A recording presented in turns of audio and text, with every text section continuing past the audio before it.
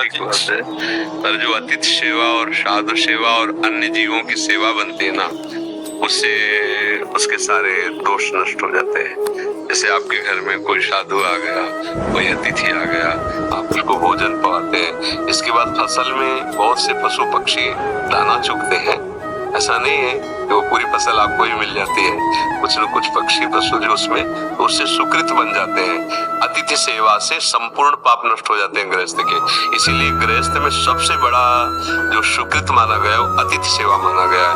आए हुए कोई साधु महात्मा, कोई भूखे भोजन पवा दिया, कोई ऐसे हैं जिनको आटा चाहिए, थोड़ा आटा दे दिया। भाई मान लो अपनी सामर्थ्य के अनुसार ये जो दरवाजे पर आए हुए भिक्षुक जनों को दे दिया, उससे सारे उसके दुष्कृत नष्ट हो जाते हैं। वो जैसे अब सोहनी लगा रहे हैं, पोछा लगा रहे हैं, तो अनजाने में भी कुछ जीव मर जाते हैं उसमें। अब ये चेष्टा ऐसी है, अगर कोई कहते बिल्कुल नहीं मरते तो ऐसा सबको सोहनी चाहे फूल झाड़ू ही क्यों न लगा रहे हो, और कोई लोग कोई जीव अंग भंग हो जाते, बहुत कोमल अंग होते हैं उनके। अच्छा पोछा लगा रहे हैं तो जरा सी असावधानी में 10-5 चींटी तो मरी जाएंगे पूरे पोछा लगाने में। अब ये गृह सेवाएं हैं।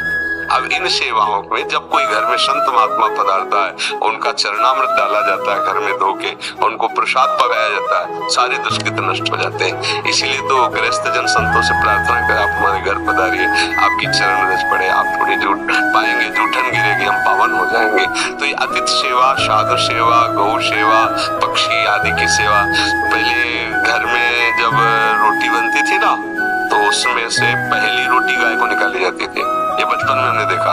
फिर इसके बाद जो है एक रोटी के टुकड़े करके छत में फेंक दिए जाते थे, कौआ चिड़िया आदि पाएंगे। फिर घर के बाहर निकल करके पिताश्री ऐसे देखते थे कोई साधु महात्मा को ऐसे पाने नहीं, तो फिर लौट के आके प्रसाद पाते थे।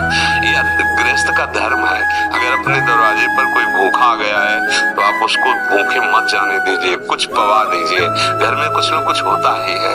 अगर नहीं है तो 10 मिनट प्रार्थना करके उनको रोकिए, 2 रोटी बनाइए, सारे दुष्कृत नष्ट हो जाएंगे।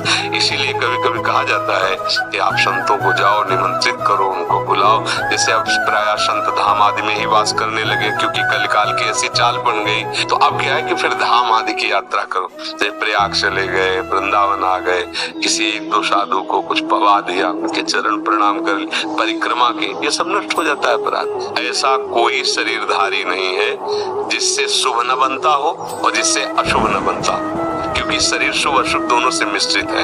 जब हम शरीराभिमान छोड़कर और प्रभु का आश्रय लेकर भजन करते हैं तो शुभ अशुभ दोनों का नाश हो जाता है। शरण निरापक पदरमित सकल अशुभ शुभ नंस, देत सहज निश्चल भगत सुजय जय श्री हरिवंश। गुरुदेव के प्रताप से, आचार्य के प्रताप से जब हृदय में भक्ति होती है तो पुण्य और पाप दोनों का नाश हो जाता है और भगवत प्राप्ति कर लेता है। इसलिए कहीं भी रहो, किसान हो, व्यापार हो, कोई भी कार्य कर रहे हो, नाम जप करो और दूसरों का सुख चाहो।